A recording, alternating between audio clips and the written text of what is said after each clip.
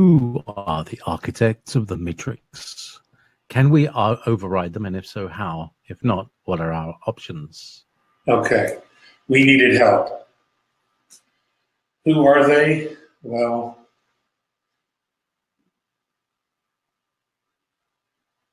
they're extraterrestrials and multidimensional beings, primarily third and fourth density, lower fourth density.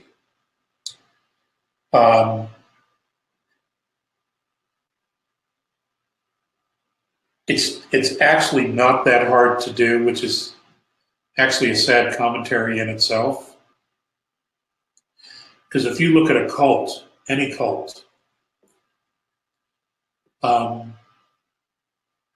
what they do is they get this group and then they convince them of this is what it is, this is the way it is.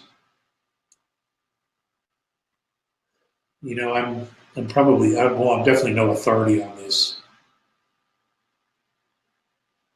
And, you know, my first inclination was to talk about religions. And it's, and maybe that's the best example we have.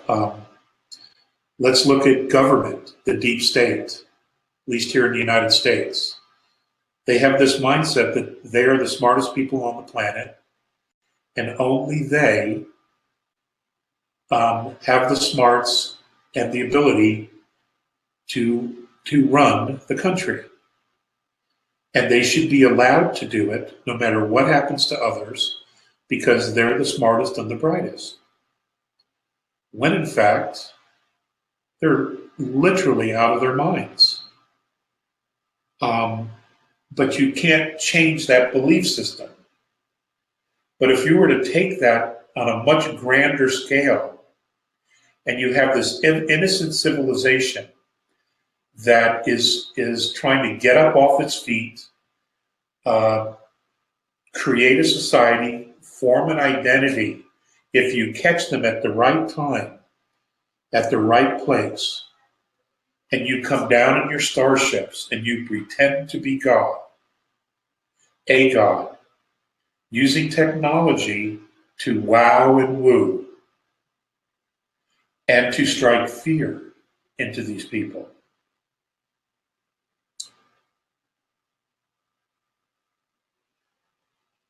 You create a paradigm.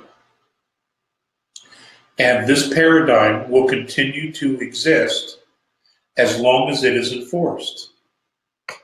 At some point, this God, this alien, or aliens, might want to go underground, or they might want to go to another star system and continue.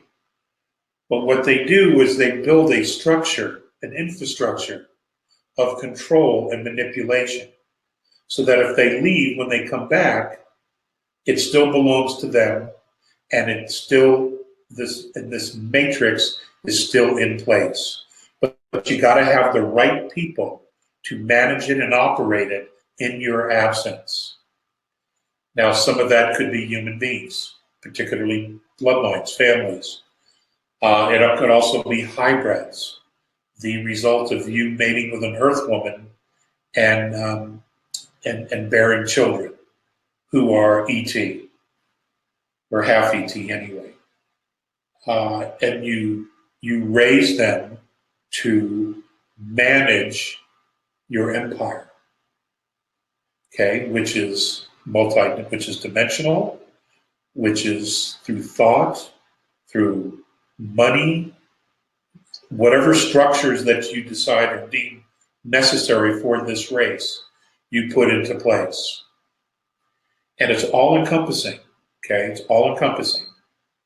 And anytime there is a shift in consciousness, where the consciousness begins to rise amongst the masses, or in certain parts of the planet, and it looks like maybe there's a chance they could be free or break free from the matrix that you've created, you have a war. And you take those best and brightest and you put them on a battlefield. And what happens? If they don't die, they suffer trauma, post-traumatic stress, and they're never the same. They're never the same. And you do this over and over and over again. It doesn't matter how many times you do it, because you're the one in charge. It's not your offspring doing this. You're doing this to the planet, to the race, to keep everybody in check, to keep the vibration low, to keep the consciousness at a real even place so it's easy to manage. That's how this has been done. That's how this has been done. And, you know, I'm trying to make it, I don't want it to be complicated. I'm just trying to break this down for you as to how simple it was for these beings to do. Because they think holographically. We don't. Well, at least not yet. Some of us probably do. And that's how easy it was for them to create the structure. We never saw it coming. You know, you separate the tribes, you give them different languages, and when they get too uppity, you put them on a battlefield. You know, you kill the troublemakers, you send everybody back home, and they're never the same. They're traumatized. That's the history of Earth. Sad, but true. That's the history of Earth.